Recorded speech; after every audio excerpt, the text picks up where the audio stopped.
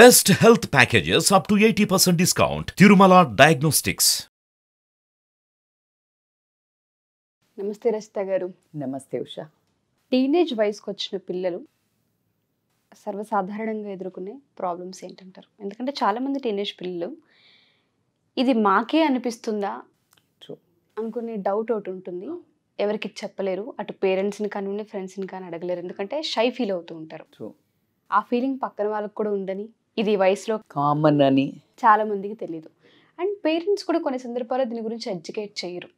ఇలా అవుతుంది, ఈ వయసులో ఇలా ఉంటుంది అనేది కొంతమంది చెప్పరు. అవేర్నెస్ కోసం అని అడుగుతున్నాను, ఏ చేంజెస్ ఉంటాయి, ఏ విధంగా ఉంటుంది? అంటే చాలా చిన్నది అని పేరెంట్స్ నెగ్లెక్ట్ చేసేది. నెగ్లెక్ట్ అంటే పాపం వాళ్ళు నెగ్లెక్ట్ కూడా కాదు, దీని ఏముందిలే అనుకునే సమస్య పిల్లలకు వాళ్ళ జీవితాల్లో పెద్ద సమస్య, కొండంత సమస్య. కానీ వాళ్ళు అనుకునేది ఏంటి, అది వాళ్ళకి మాత్రమే జరుగుతుందేమో అని అనుకుని ఒక రకమైన అసలు ఉన్న సమస్య కంటే ఎక్కువ చేసుకుంటుంటారు.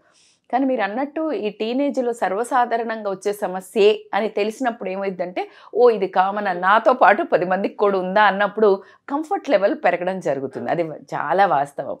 సో దీంట్లో ఏంటి మోస్ట్ ఆఫ్ ద అంటే కామన్గా ఫేస్ చేసేవి ఏంటి అంటే నేనైతే 100% అని చెప్తాను. కానీ దాంట్లో హ్యాండ్లింగ్ కానివ్వండి, ఓర్చుకునే కానీ, కొంతమంది ఇగ్నోర్ చేయటం కానివ్వండి, అలా జరుగుతూ ఉంటాయి according to their own capability. So ఆ సమస్యలల్లో మెయిన్ ఏంటి అని అంటే, ఫస్ట్ అంటే ఆ టీనేజ్ వస్తున్నారు అని ఫస్ట్ బెల్లు కొట్టి వాళ్ళల్లో ఒక డిఫరెంట్ ప్రవర్తన తీసుకొచ్చేది ఏంటి అంటే ఇంటెన్స్ సెక్షువల్ డిజైర్స్. ఈ ఇంటెన్స్ సెక్షువల్ డిజైర్స్ ఎందుకు స్టార్ట్ అవుతుంది అంటే, it's a very common process for every మనిషి అని పుట్టాకంటే కొంతమందికి ఇంకేదైనా ప్రాబ్లమ్స్ ఉండొచ్చు, ఫిజికలీ హ్యాండిక్యాప్డ్ ఉండొచ్చు, లేకపోతే కొంచెం ఎంఆర్ ఉండొచ్చు, మెంటల్లీ రిటార్డెడ్, ఏదైనా. కానీ ఈ వయస్సు ఏదైతే టీనేజ్ వయసు అని వస్తుందో, యవ్వనం వస్తుందో, ఆ లోపల జరిగే ప్రక్రియ ఏదైతే ఉందో, హార్మోన్స్ అయితే మనకి ప్రొజెస్ట్రాన్, టెస్టోస్టిరాన్స్ ఇవన్నీ ఏదైతే రిలీజ్ అవుతాయో వాటి పని అవి చేసుకుంటూ వెళ్తాయి. దాంట్లో వచ్చినప్పుడు వాళ్ళకి సెక్షువల్ డిజైర్స్ కనిపించడం జరుగుతుంది. అయితే కొంతమంది దానిని తప్పు అని అనుకుని, అంటే ఒక నేనే బ్యాడా, నాకే ఇలా జరుగుతుందా అని ఫీల్ అవుతూ అనుకునే వాళ్ళు ఒకరు. కొంతమందిని వాటిని బ్యాడ్ రూట్లో తీసుకెళ్లేవాళ్ళు, అంటే ఇమీడియట్గా ఆ డిజైర్ వచ్చినప్పుడే దాన్ని ఫుల్ఫిల్ చేసుకోవాలి అని అనుకుంటూ వెళ్ళి ప్రాబ్లమ్స్ పడిన వాళ్ళు కొంతమంది. సో ఆ రావడం కామన్. తప్పులు చేస్తున్నారు అని అంటే అర్థం ఏంటి అంటే, సెల్ఫ్ కంట్రోల్ డెవలప్ చేసుకోవాలి. సో సెల్ఫ్ కంట్రోల్ ఎలా డెవలప్ చేసుకోవాలి అంటే సింపుల్. ఫస్ట్ ఈ టీనేజ్ వాళ్ళకి ఇంపార్టెంట్ ఏంటంటే physical activity, any one good hobby. ఈ రెండిట్లలో ఏదన్నా ఒకటి సెలెక్ట్ చేసుకున్నట్టయితే గనక వీళ్ళు ఏదైతే ఉన్న నిగ్రహ శక్తి డెవలప్ అవ్వడం కానివ్వండి, వాళ్ళది అటు నుంచి వెళ్ళాల్సిన అది ఏదైతే ఉందో, వాళ్ళకి ఆ ప్రాబ్లం ఉందో దాన్ని ఒక ప్యాషన్గా ఎటువైపు అన్న మార్చుకున్నట్టయితే హాబీలో వాళ్ళు మంచి మంచి వాటిలలో ఎక్సెల్ అయ్యే అవకాశం ఉంది. అయితే ఇందాక నేను సెక్షువల్ దాంట్లో మీకు చెప్పాల్సింది ఏంటంటే, వాళ్ళు ఇదేదో రాంగ్ అని అనుకుని చాలా గిల్ట్గా ఫీల్ అవ్వటం కానివ్వండి, దాచుకోవటం కానివ్వండి. కొంతమందికి హెయిర్ వస్తుంది, కొంతమందికి సడన్గా బ్రెస్ట్ ఫామ్ అవ్వడం జరుగుతుంది అమ్మాయిలకైతే. అబ్బాయిలకైతే హెయిర్ రావడం జరుగుతుంది, గొంతు మారుతుంది. సో అవి వాళ్ళవి. అయితే ఫస్ట్ యాక్చువల్లీ మెచ్యూరిటీ వచ్చే ముందు కంటే ఒక 6 months నుంచి ఈ ప్రోగ్రెస్ స్టార్ట్ అవుతుంది. వాళ్ళకు ఆ రోజే అయింది అనడానికి కూడా ఉండదు, వాళ్ళకి ముందు నుంచే ఈ ప్రాబ్లమ్స్ మొదలవుతాయి.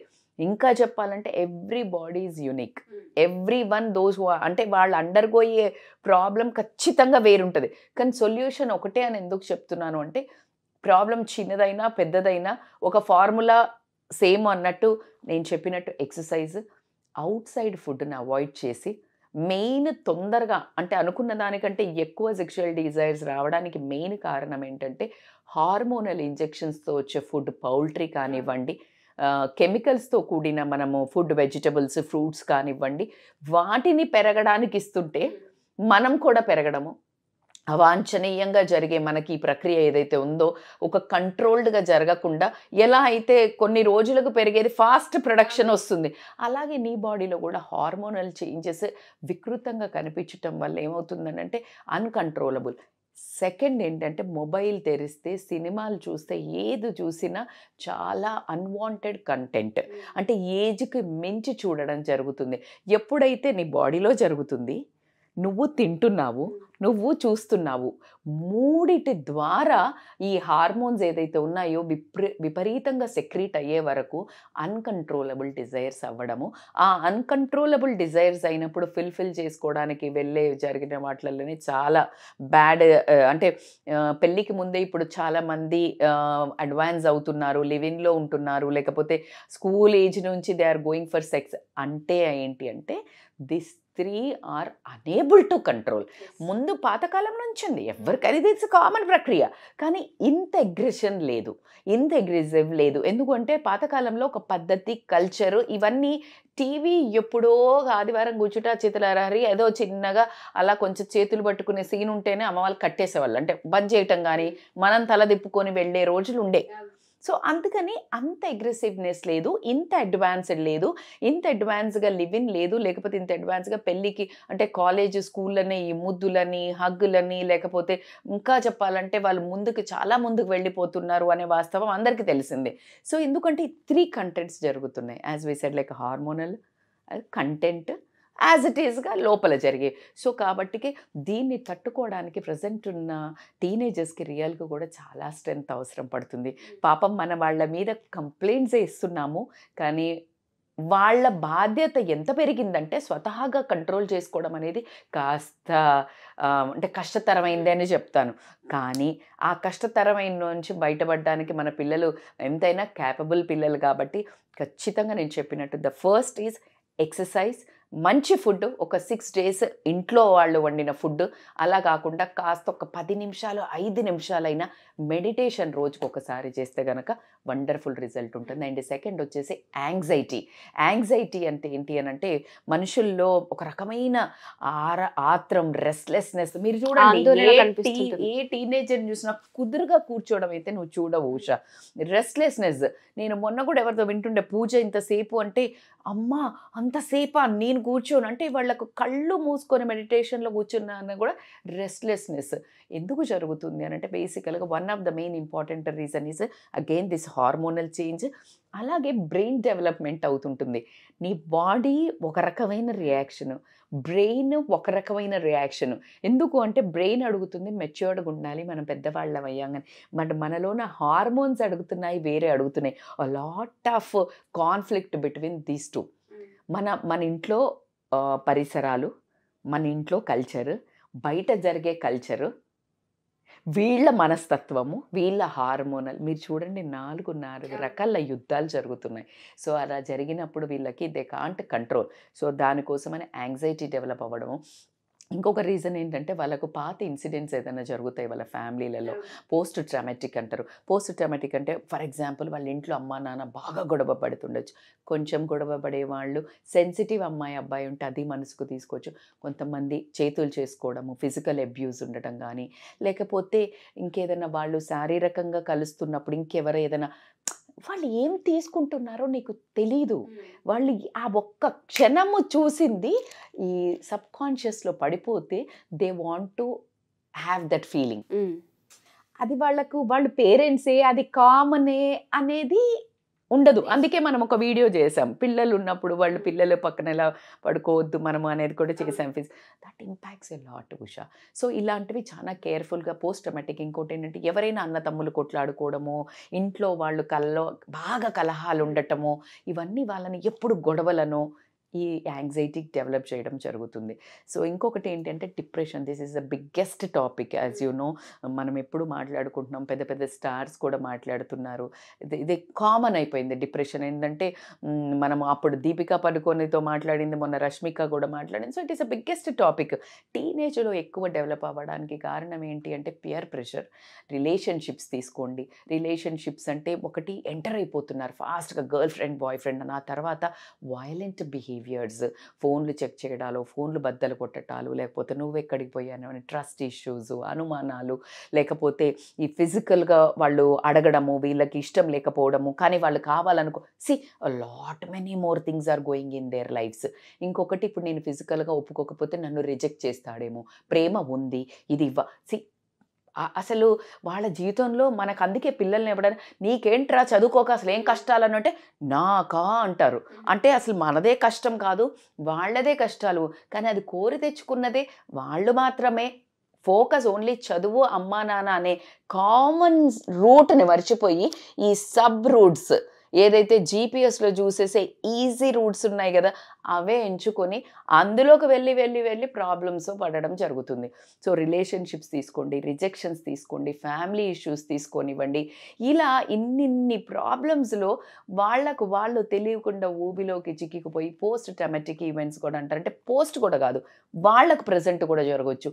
ఇప్పుడు ఒక కాలేజ్లో అబ్బాయిలు ఉన్నారు, బాగా ట్రెండ్ ఫ్యాషన్ అయిపోయిందని చెప్పేసి పబ్బులకో లేకపోతే నైట్ స్టేకో కలిసి ఎవరిదైనా బర్త్డే పార్టీ ఉంది అని వెళ్తున్నారు, ఒక ఫామ్ హౌసెస్ తీసుకొని వెళ్తున్నారు. అక్కడికి వెళ్ళినప్పుడు వాళ్ళు తాగి లేకపోతే ఏదైనా ఆ మూమెంట్లో ఒక మిస్టేక్ జరగడం జరుగుతుంది.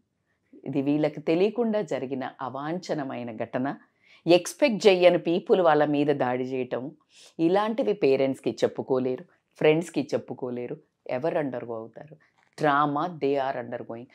ఇంకా వచ్చేసాక వాళ్ళ బిహేవియరు ఎంత చేంజ్ ఉంటుందంటే రూమ్లో నుంచి బయటికి రారు, వాళ్ళని వీళ్ళు బ్లేమ్ చేసుకుంటుంటారు, అన్నం తినరు, వాళ్ళకి లైట్ నచ్చదు, సౌండ్ నచ్చదు, ఒక దేవుడు పాట నచ్చదు, అమ్మ మాట్లాడితే నచ్చదు, నాన్న మాట్లాడితే. ఒక రిలేషన్షిప్లో నువ్వు ఫర్ ఎగ్జాంపుల్ ఒక ఫంక్షన్కి పోదామంటే రారు, డ్రెస్సింగ్ చేసుకోమంటే చేసుకోరు, అరుస్తారు, పగల కొడతారు. These are the depressive symptoms that they underwent serious ట్రామాలో ఏదో జరిగింది వాళ్ళ జీవితంలో. అది అబ్బాయితో అయినా కానివ్వండి, అమ్మాయిలతో వెళ్ళినప్పుడు అమ్మాయిలైనా కానీ వీళ్ళను హ్యూమిలియేట్ చేయడం కానీ, డ్రెస్సింగ్ కానీ, ఇగ్నోరింగ్ కానీ, బుల్లింగ్ కానీ, ఇట్లా ఏది చేసినా కానీ వాళ్ళు వచ్చిన తర్వాత they are undergoing badly into depression. ఈ depression is leading into the suicides. Okay, మనం రీసెంట్గా చూసిన వాటిలలో మేజర్ విజయ్ ఆంటోనీ డాటర్ది చూసాము, ఇంకా తెలియని ఆ బాబుది చూసాము మనము. అంటే నేను మాట్లాడినవి నాకు ఇందులో ఖచ్చితంగా ఏదో ఒక బారిన మాత్రం వాళ్ళు పడి ఉంటారని నా మనసు స్ట్రాంగ్గా చెప్తుంది. అండ్ అలా కాకుండా స్ట్రెస్ ఏంటి మేడం అని అంటే, వీళ్ళకి స్ట్రెస్ అంటే బేసికల్గా ఇవి ఏమీ లేకపోతే ఈ స్ట్రెస్ ఉండదు.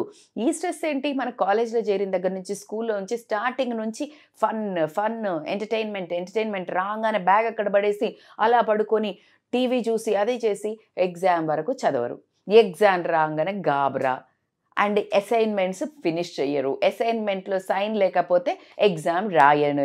ఎంత పెద్ద సమస్యలు! ఈ సమస్యకు వాళ్ళే కారణం. మళ్ళీ సమస్య వచ్చిన తర్వాత they can't handle. So they develop a lot of stress. Exam phobia, exam అనగానే రోగాలు రావటము, లేకపోతే జ్వరాలు రావటము, లేకపోతే మోషన్స్ అవ్వటము, లేకపోతే వాళ్ళు ఆ ఎగ్జామ్ అనే ఫోబియాలో కూడా ఫెయిల్ అయితే సూసైడ్ చేసుకున్న వాళ్ళు కూడా ఉన్నారు.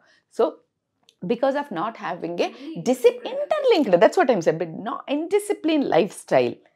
అక్కడి నుంచి ఇక్కడ వచ్చి పడ్డారు. దాని తర్వాత స్కూల్ పెద్ద ఎంత ఇష్టంగా పోయేదంటే మేము స్కూల్కి నిజంగా కూడా ఒక రోజు టుమ్మా కొట్టాలంటే ఎంత ఏడుపు వచ్చేదో. ఎందుకంటే అప్పుడు ఇంత సమస్యలు లేవు.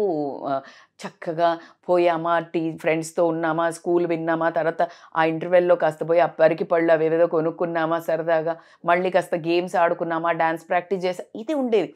బాబోయ్, ఇన్ని గొడవలు అయితే అప్పుడు లేవేమో అనిపిస్తుంది. కానీ ఇప్పుడు పిల్లలకి నిజంగానే ట్రామా అంతా స్కూల్లోనే. Most of the time is there teenage is going అన్న స్కూల్. ఆ స్కూల్లో ఇందాక మనం ఆల్మోస్ట్ డిప్రెషన్ కారణాలలో చెప్పుకున్నది ఎక్కడ జరుగుతాయంటే స్కూల్లోనే. వాళ్ళ డ్రెస్సింగ్, వాళ్ళ బాడీ షేమింగ్, ఒక గ్రూపు ఫామ్ అయ్యి ఆ గ్రూప్లోకి అలవ్ చేయనికపోవడము, ఆ గ్రూప్కి వెళ్ళలేదు అని వీళ్ళకున్న వాళ్ళతో వీళ్ళు ఉండకుండా అందులోకి వెళ్ళాలనే తాపత్రయంతో వీళ్ళు పడే తపన, దాంతో అంటే ఒకవేళ హైట్ ఉన్నా ఎక్కిరిస్తారు, పొట్టిగున్నా ఎక్కిరిస్తారు, నల్లగున్నా ఎక్కిరిస్తారు, బాగా చదివితే ఎక్కిరిస్తారు. ఈ ఒక గ్రూప్ ఉంటారు, అంటే బుల్లింగ్ చేస్తారు. ఓ నువ్వు బాగా టాపరా అని, లేకపోతే చదువు రాని వాళ్ళని అసలు లెక్క చేయరు. బాగా హైఫై ఉంటే వాళ్ళకి ఎక్కువ ఇంపార్టెన్స్ ఇస్తారు. సో ఇలా ఇది సోషల్. ఒక్కళ్ళే ఐసోలేట్ అవుతారు, బాగా కలిసిపోరు, గమ్మున కొంతమంది క్వైట్ ఉంటారు. సో వాళ్ళు క్వైట్ ఉంటారు కానీ వాళ్ళ లోపల జరిగే శృతి హాసన్ రేస్ గుర్రంలో జరిగినట్టు వాళ్ళకి ఎన్నో ఎక్స్ప్రెషన్స్ ఉండవు కానీ, but they wanted to talk, they wanted to experience experience that they wanted to be in that group, వాళ్ళకి ఆ మనుషులతో ఉండాలని ఉంటుంది. బట్ ఆ అబ్బాయితో మాట్లాడాలి ఆపోజిట్ జెండర్తో అని ఉంటుంది. వీళ్ళు నన్ను రిజెక్షన్ చేస్తారు, నేను అందంగా లేను, నన్ను ఇతను రిజెక్ట్ చేస్తాడు, నన్ను ఎవరు చూడరేమో, బాడీ షేమింగ్, వీళ్ళే. సో నల్లగా ఉన్నా, హెయిర్ ఉన్నా, సో ఇట్లా ఆ స్కూల్లో వాళ్ళ హోల్ లైఫ్ పాజిటివా నెగిటివా అని మాత్రం జరగడం జరుగుతుంది. So school is a biggest threat అయిపోయింది పేరెంట్స్కి, పిల్లలకు కూడా. ఎవరైతే హైపర్ ఉండి ఫుల్ యాక్టివ్ ఉంటారో might be they are interesting for that school for their teenagers. కానీ కొంచెం ఆ కన్ఫ్యూజ్డ్ లైఫ్ లీడ్ చేసే టీనేజర్స్కి మాత్రం ఇట్స్ ఎ హెల్ అని చెప్తాను నేను. ఎందుకంటే వాళ్ళకి తెలియదు ఏ డైరెక్షన్లో తీసుకెళ్లాలో. పేరెంట్స్కి అయితే పాపం వచ్చి వాళ్ళు చెప్పుకుంటే అదొక పెద్ద సుత్తి టాపిక్లా, ఇట్స్ ఓకే పోనీ, no, it's a big topic for them. ఖచ్చితంగా కూర్చొని వాళ్ళకు ఒక సెల్ఫ్ కాన్ఫిడెన్స్, అసలు అది కాదు నాన్న లైఫ్, నువ్వే కరెక్ట్, ఇలాగే ఉండాలి, నువ్వే కరెక్ట్, వాళ్ళు నీ దగ్గరికి వస్తే వచ్చారు, అలాంటి వాళ్ళు నీకు ఫ్రెండ్స్ కాకపోవడమే నయం, ఇలా ఒంటరిగా ఉన్నాను అనుకోకు, నువ్వే స్ట్రాంగ్ అనుకోవాలి, పందులు గుంపులుగా వస్తే సింహమే సింగిల్గా వస్తుంది. So this gives them a boost. So కాబట్టికి ఈ 5-6 టాపిక్స్ మీద పిల్లలు వర్క్ చేయాలి. నాకు తెలిసి పిల్లలు టీనేజర్స్, ఎస్పెషల్లీ టీనేజర్స్ కూడా స్మార్ట్ ఉన్నారా, ఎందుకంటే ఇది కామన్గా జరుగుతుంది నాన్న. సో కేర్ఫుల్గా ఉండండి. మీరు మిమ్మల్ని బయట పెట్టేసుకోవాలి అంటే ఒక మంచి హాబీ, మంచి ఫ్రెండ్స్తో గ్రూప్ చేయండి, వర్కౌట్కి వెళ్ళండి, రన్నింగ్కి వెళ్ళండి, మ్యారథాన్స్కి వెళ్ళండి, లేకపోతే you do something active and నువ్వు ఖచ్చితంగా స్టాండ్ అవుట్ అవుతావు. అప్పుడు అందరు నీ దగ్గరికే వస్తారు. చదువు ఒక్కటే కాదు, చదువు ఇంపార్టెంట్, చదువుతో పాటు ఇట్లా ఎక్స్ట్రా కరిక్యులర్ యాక్టివిటీస్లో ఉంటే కనుక మిమ్మల్ని మీరు ఈజీగా ఈ ట్రాప్ నుంచి బయటపడేసుకుంటారు.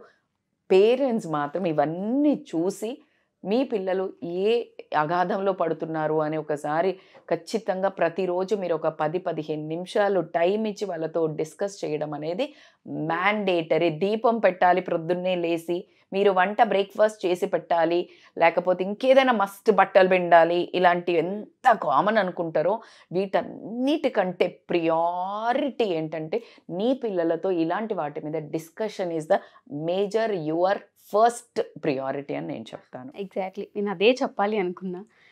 ప్రతి పేరెంట్ కూడా ఈ లిస్ట్ని ఒకసారి క్రాస్ చెక్ చేసుకుంటే చాలా మంది పిల్లలకి వాళ్ళ జీవితాల్లో ఏం జరుగుతుందో పేరెంట్స్ తెలుసుకునే ఒక చిన్న మార్గం ఇది. Thank you ma'am, thank you so much. Thank you so much Usha.